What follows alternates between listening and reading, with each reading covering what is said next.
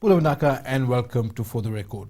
The Fijian government has been growing diplomatic relations around the world with now a record number of treaties signed and diplomatic relations signed with various countries all over the globe. But one of the relations that has been the longest standing, going back many decades, has been with the United States government. The U.S. government has had an existence, or an embassy in Fiji for many years. And tonight, our guest is the current U.S. ambassador to Fiji, Ambassador Judith Cefkin, talking about Fiji-U.S. relations and a whole host of issues related between the two countries. Ambassador Cefkin, thank you very much for being on the show tonight. I know it's been a lot of logistical planning, but we're grateful that you could be here with us tonight to speak with our viewers about Fiji and U.S. Speaking of the two countries, relations have existed, as I mentioned, for many years. There was a period after 2006 where things were strained, very strained, and there was a lot of standoff. Do you believe we've now come to a situation where things are back to normal? Well, first of all, let me say a big bulavanaka, namaste, and hello. It's really a pleasure for me. Thank you so much for giving me the opportunity to come talk with you about U.S.-Fiji relations. I think this is really a moment that's very ripe with opportunity for our two countries working together. As you say, our relationship is very long-standing. We have had formal diplomatic relations now for 44 years, but of course the cooperation and friendship between the people of Fiji and the people of the United States goes back much further than that. And I think that, through our history, of course, there have been times of, real positive, spirit, and there have been times where we've, had to endure some more difficult periods. But throughout that, I think the underlying friendship between our peoples has remained very strong. And what I will say is that with the elections that took place in Fiji in 2014, and now Fiji's transition to parliamentary democracy, that is true, that has in fact opened the door for new opportunities. And we've seen a lot of activity on a number of fronts, really, since I arrived in February. Including in working together, we're doing with security cooperation, work on environment, work in terms of the really compelling issues that are facing our countries. Apart from work that has already started, of course, this is resumption of ties on a diplomatic and bilateral level. How do you see the two countries using our elections as a springboard for the future and future cooperation? Well, one thing I would like to note is that we maintained full diplomatic relations throughout. We didn't have a break in our diplomatic relations.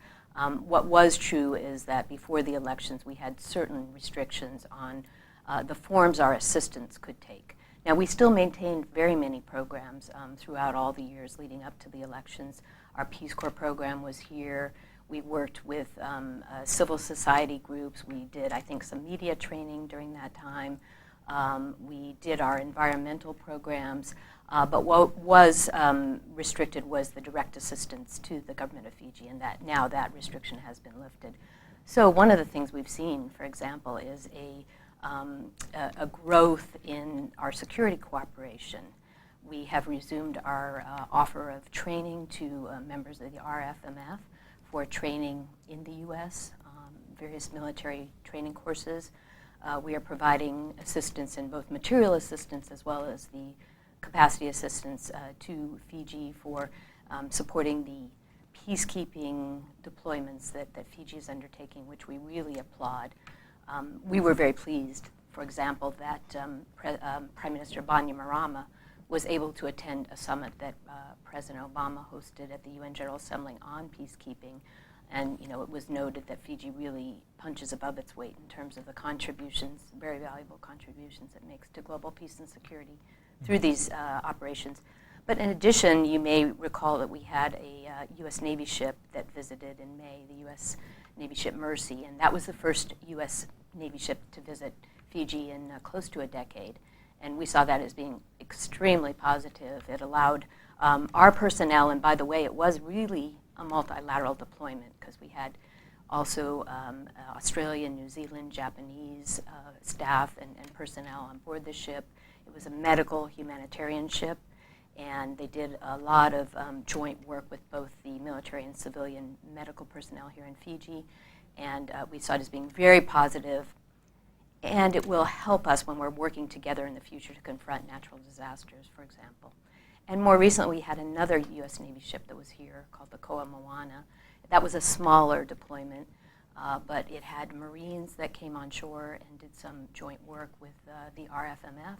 And it was really very helpful to our Marines because it enabled them to operate in an environment that's a little bit new to them, the jungle environment here. And again, that will help our militaries work together if they're working together to confront natural disasters, provide disaster relief.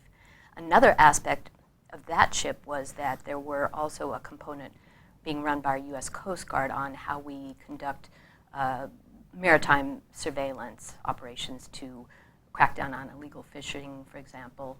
And they were able to take some personnel aboard from the RMF, also charged with that responsibility to look at ways, learn from each other, essentially. Talking about cooperation and Fiji and the U.S. government working together, how does the U.S. government see the relationship with Fiji, bearing in mind we're talking about two sovereign states, sovereignty, bilateral relations, diplomatic relations. How do these all balance out? Well, we consider, first of all, I want to say that the Pacific is really a very enduring policy priority for the United States. After all, the United States is a Pacific nation. We share the Pacific Ocean.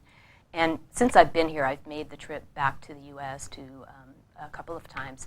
And I think anybody that's made that trip, flown on Fiji Airlines between Nandi and LA or Honolulu, knows that there's an awful lot of ocean that we have to cross. But I don't really see that ocean as dividing us. I see it really as binding us together. We, after all, are neighbors, and our common future is very much tied up in our ability to cooperate on these important issues such as environment, climate change, and protecting our ocean resources. So we see that Fiji has a very important role in these working to combat these challenges. Fiji is very much a hub in the South Pacific, and that's why the U.S. Embassy here is really large. It's one of the largest embassies we have in this region. I think outside of Australia and New Zealand, it's probably the largest in the Pacific, the South Pacific. And the reason for that is because this is a platform for us. I am accredited to 5 countries in the South Pacific, in addition to Fiji, to Kiribati, to Nauru, to Tonga, and to Tuvalu.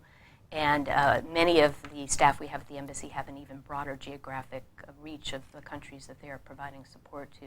And that's because Fiji is very much a hub, the transportation hub, an education hub. Regional organizations are headquartered here. Other key development partners have their headquarters here.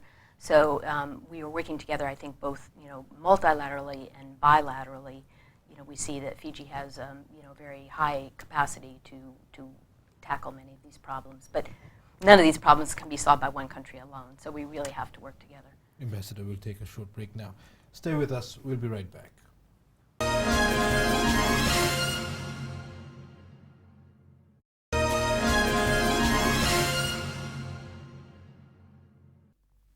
Welcome back to the show. We are speaking tonight with the U.S. Ambassador to Fiji, Ambassador Judith Cefkin. Ambassador, you spoke at length about how Fiji is the hub of the Pacific. It's an integral part of the U.S. reaching into the Pacific and this region as a whole.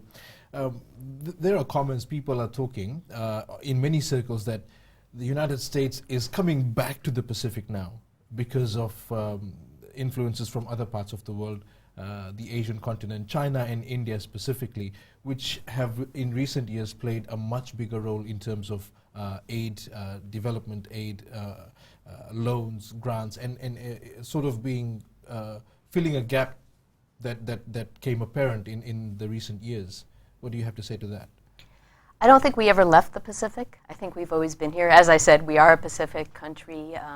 We have the state of Hawaii, which is very centrally located in the Pacific. We have our Pacific Command, which has been throughout very active in the Pacific. But we do definitely recognize, under President Obama, the U.S. has this policy of the rebalance to the Asia-Pacific. And I think that's a recognition that, the dynamism of this region and, how much of our common future, the engine of growth, I think in large part is in, this part of the world. So I think it's a recognition of that fact. And geopolitics obviously plays a part. You're talking about international diplomacy. Geopolitics has to be factored in. Well, I mean, it's broad-based, of course, our rebalance. It's looking at, engagement, across the board. And so, of course, yes, that includes our, diplomatic engagement, our military engagement, our economic engagement. So, yes, it's a multifaceted policy. Fiji water is one product that has made it's made leaps and bounds in the U.S. market and other parts of the world, but that's possibly the number one thing that we are known for. There's obviously going to be a trade imbalance when you're talking about a country like the U.S.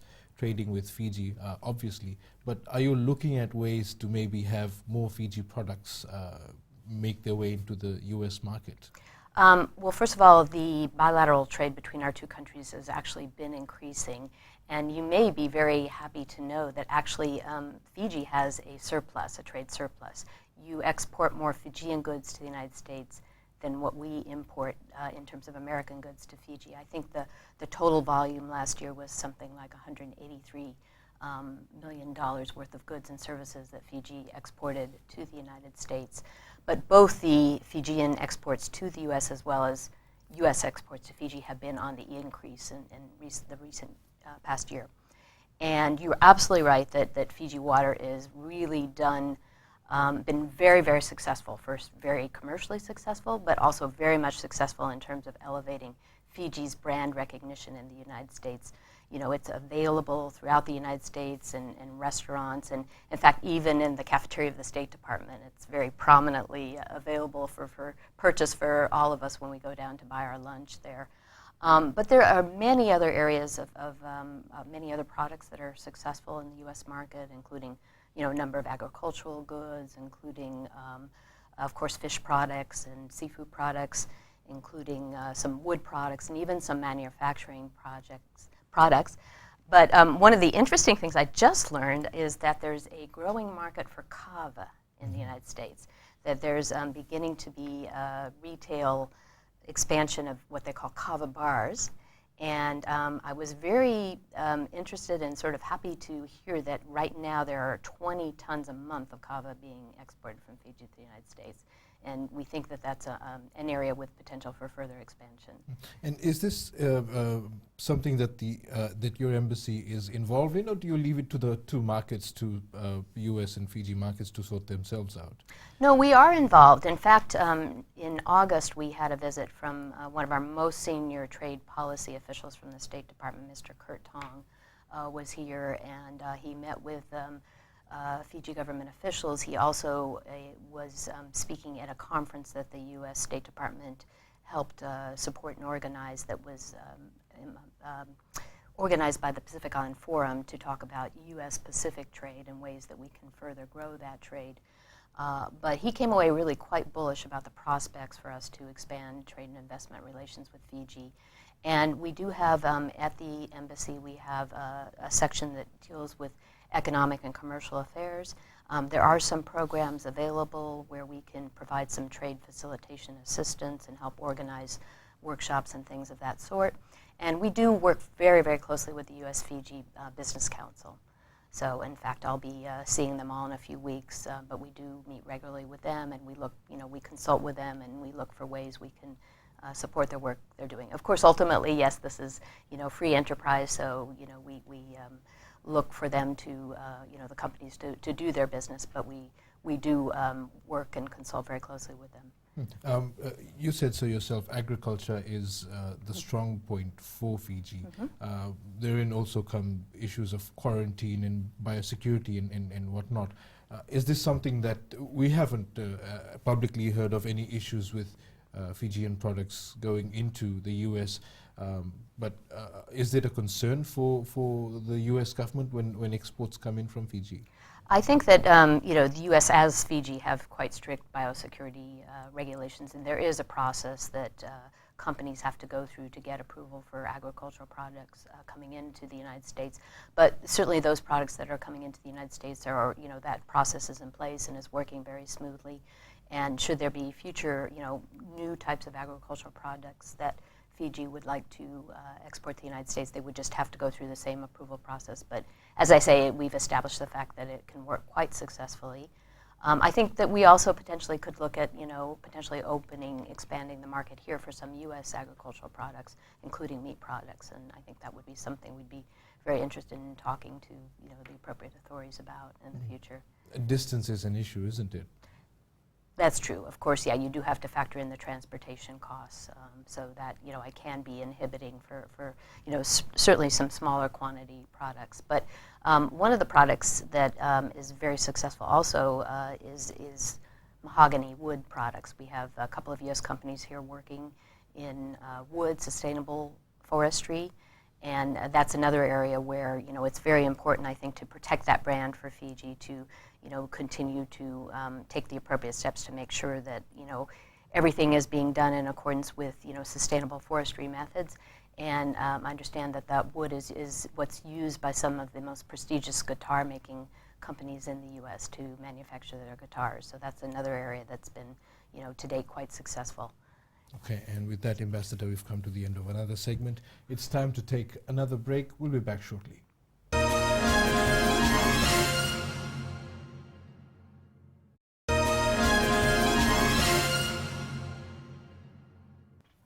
Pulavinaka, and welcome back to For the Record. Our guest tonight, the U.S. Ambassador to Fiji, Ambassador Judith Cefkin. Ambassador, the U.S. government, wherever it reaches out, wherever it sets up its diplomatic mission, always has a lot of community work going on wherever the needs may be. We know that the Peace Corps has been in Fiji quite a few years, volunteers coming in to work with communities. But going forward, looking at the challenges that Fiji faces as a Pacific nation, what are some of the programs that your embassy is working on? Very happy to talk about that, and I'm glad you mentioned Peace Corps, because you're right, that has been a very long-standing and very successful program, and I'm very happy to report that, in fact, our Peace Corps presence here is expanding. We're just coming to the end of training for a new crop of volunteers who have arrived, and that will bring our total number for Fiji up to 60 volunteers.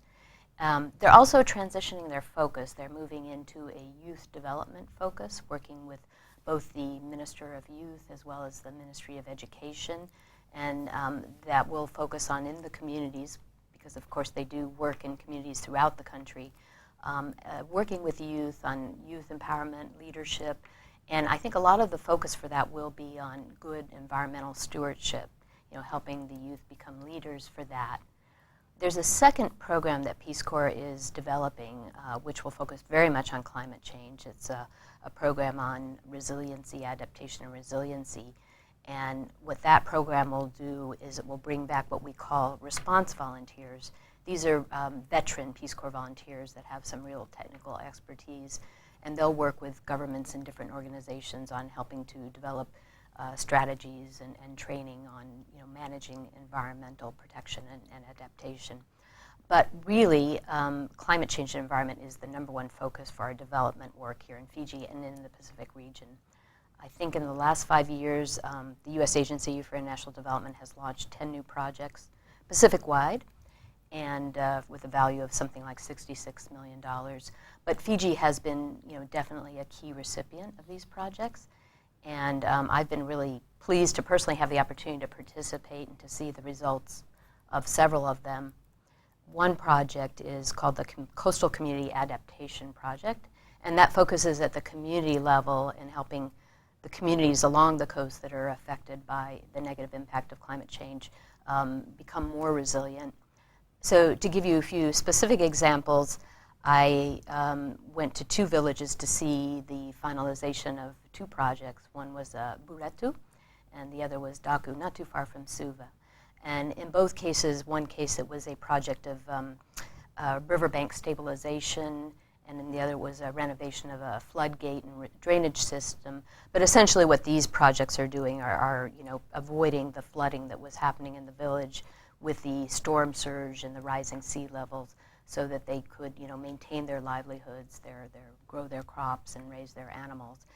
So I really enjoyed going to the villages. Of course, I was very warmly received, but also just to see very tangibly the human impact of what the risk of climate change, but also what we can do to mitigate climate change and to adapt to it.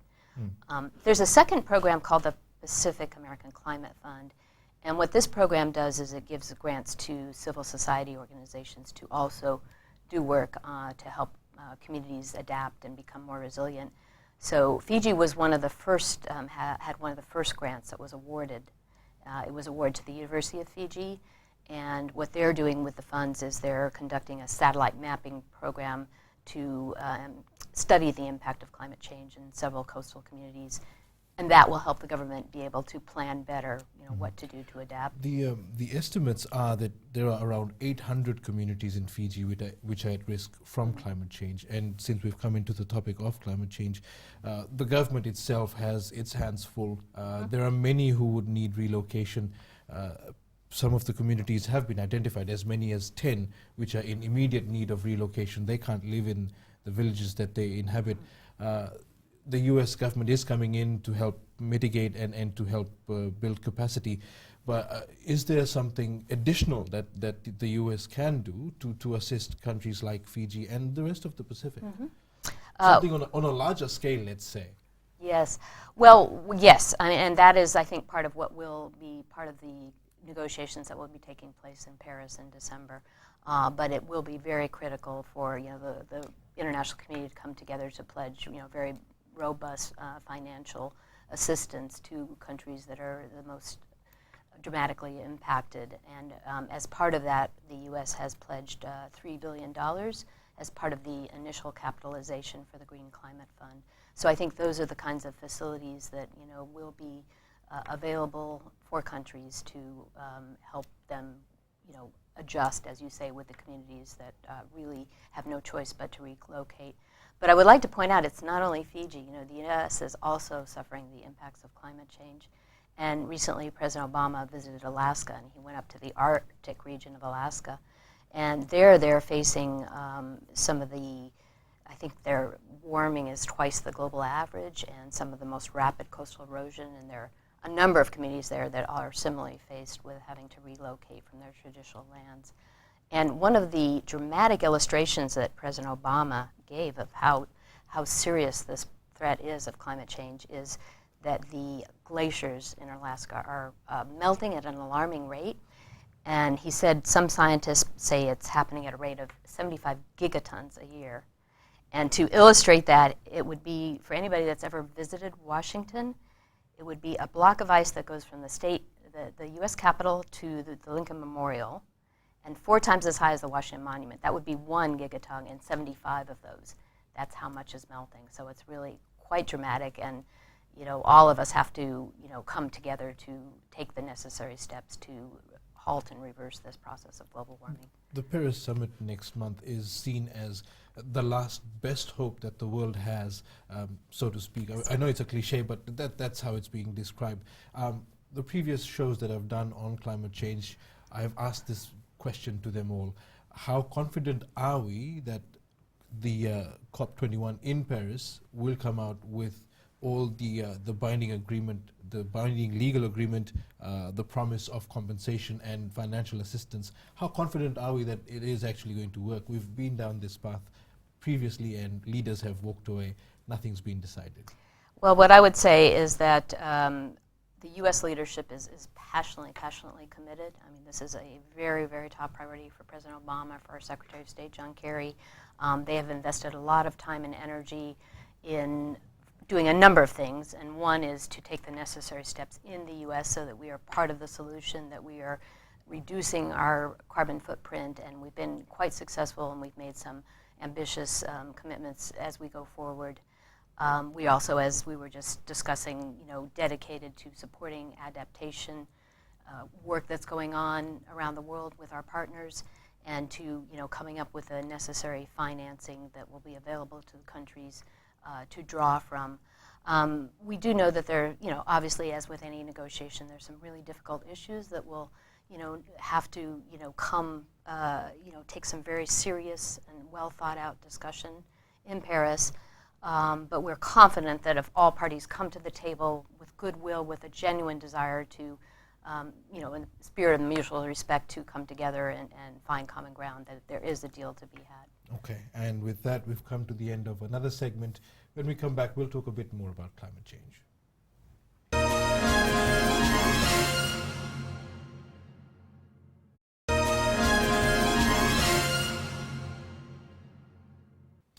Good evening. We are speaking tonight with the U.S. Ambassador to Fiji, Ambassador Judith Cefkin. Before the break, we were talking a bit about climate change, and we'll pick it up once again.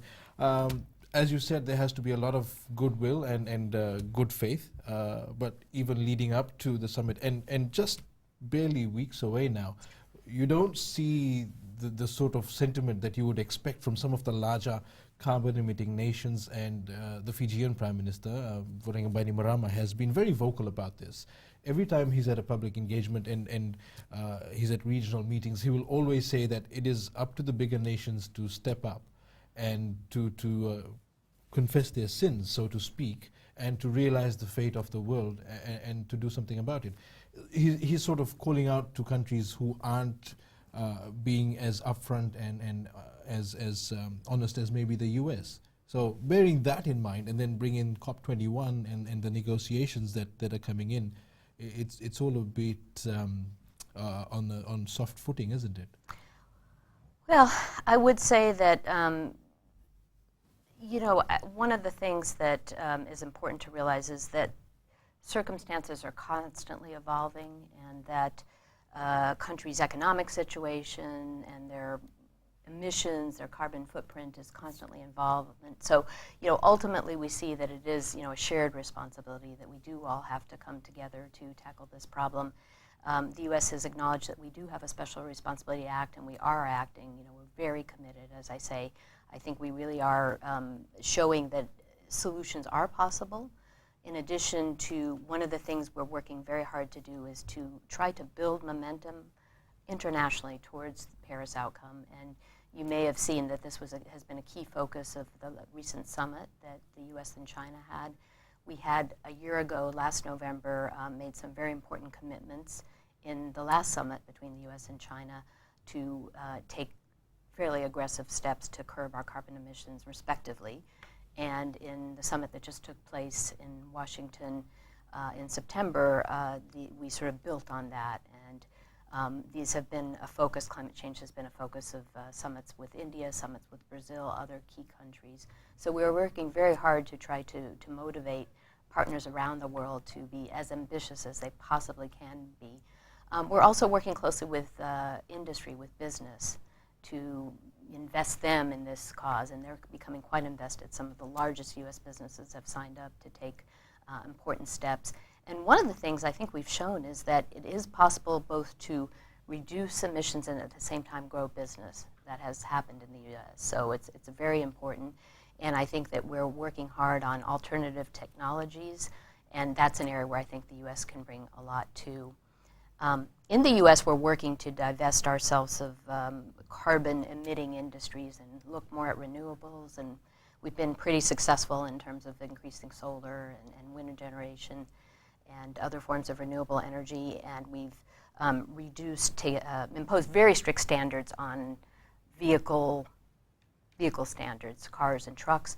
But one of the things, of course, when we talk about these new standards, we are talking mostly about cars and trucks, but you might be interested to hear that the U.S. Navy has a whole carrier strike group which runs on biofuels.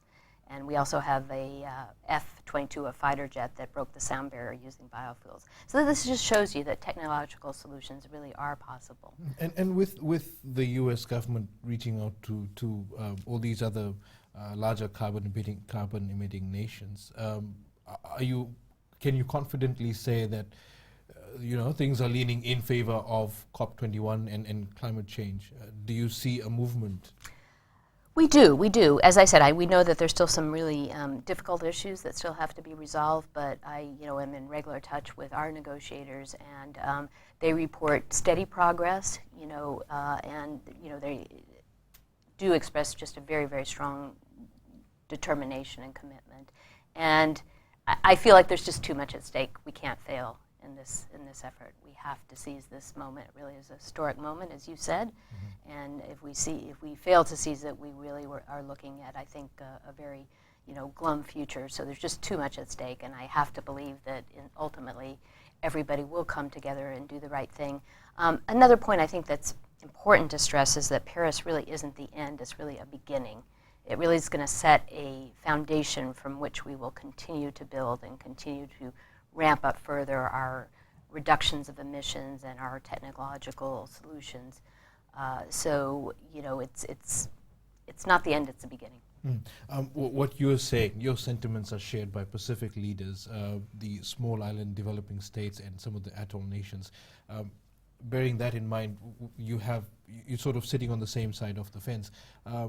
When these leaders go to speak at international fora, at regional meetings and climate change discussions, does the U.S. government stand with them? And do you help them in lobbying, you know, behind closed doors or to get to some negotiators who we may not be able to easily access? How well are you working with the Pacific lobbyists, so to speak? Well, what I would say is that, first of all, we attach great importance to the positions of the Pacific Island countries. We do recognize the really existential challenge that exists here. I mean, I am ambassador to Kiribati, to Tuvalu. You know, I've been to those countries. I've seen firsthand, you know, the really very dramatic challenge that they are facing as atoll island nations. You've talked about, you know, communities around Fiji that are having to face relocation because of the coastal erosion and rising sea levels. So we do understand that there's a really, you know, very compelling need for action, particularly in this part of the world. And as I say, the U.S. is also experiencing the impacts.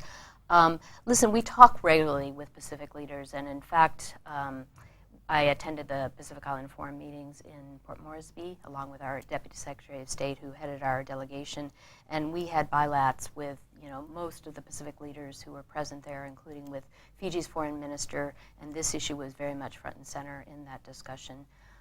Also in New York, around the UN General Assembly, again, there were rounds of negotiations.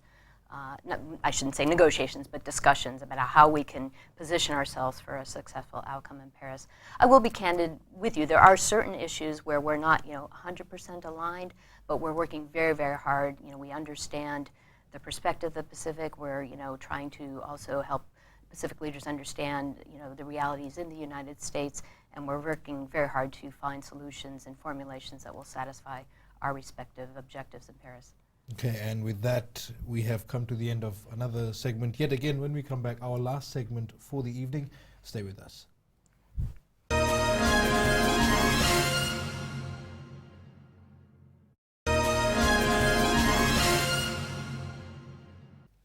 Good evening and welcome back once again to the show. Our guest, the U.S. Ambassador to Fiji, Ambassador Judith Cefkin. Ambassador Cefkin, let's talk about visas for Fiji and the Pacific to enter the U.S. Our understanding is that it's very hard for us to get a tourist visa into the United States. Is it because we are seen as people who go into the U.S. and overstay, or is this a policy issue from Washington? I'm happy to report that that is a bit of a misnomer. In fact, the vast majority of Fijians who apply for visas to the United States are granted visas. And another good sign is that Fijians are eligible for the maximum validity we have for the tourist business visas, which is the most common visa category. You are eligible for 10-year visas, Fijians are, multi-entry visas, so there's no higher visa validity. So that's a good signal that we view. We actively really want to encourage people from Fiji and the Pacific to visit the United States. You know, it's part of the very rich people-to-people ties that our two countries enjoy. And we want Fijians to have the opportunity to go experience the United States and to learn more about us, and for us to learn more about Fiji from the people that are visiting or living. I think we have also a lot of Fijians that are taking up residence in the United States, and vice versa. We have an estimated 6,500 Americans resident here in Fiji.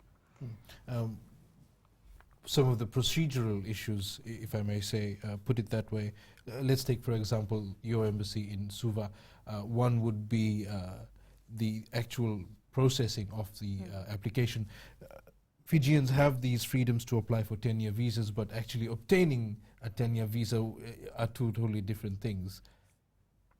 Well, it depends very much on the category of the visa. So when I talked about the 10-year validity, that is for people that are going just for temporary to visit friends, relatives, for tourism purposes, or maybe for some business purposes. There are other categories of visas, of course, student visas. That's a different process, and that validity would be, according to the term, the length of the studies. There's business related to actually set up a company in the visa. In the United States, that would be a whole different category. And then there's a whole another side of visas, which is immigrant visa work, which is, of course, completely different. So one of the key things is when someone comes to apply for a visa is that they're eligible for the right category of visa that they're applying for. And if they're going for temporary stay, they need to sort of show their ties to Fiji to show that they're not intending to go for residency in the United States, because that's a whole different category of visa. But as I said before, the vast majority of Fijians that are applying for visas do get the 10-year multi-entry visas. What are some of the problems with visa applications, not just from Fiji, but from the Pacific, which cause visas to be rejected? Sometimes it's just a matter of people not having the appropriate documentation with them.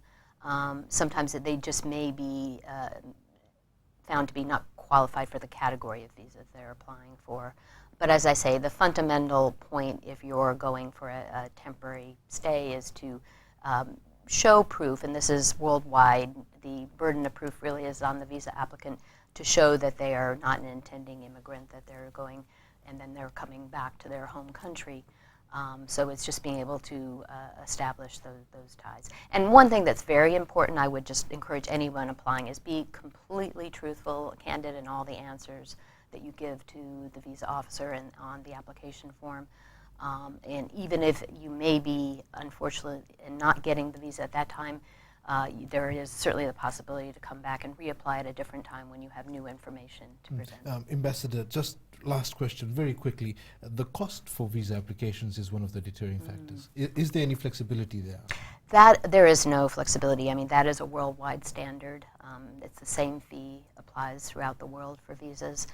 It is set by the U.S. government, and it's because we actually, our visa personnel and operations are funded through the fees that we collect.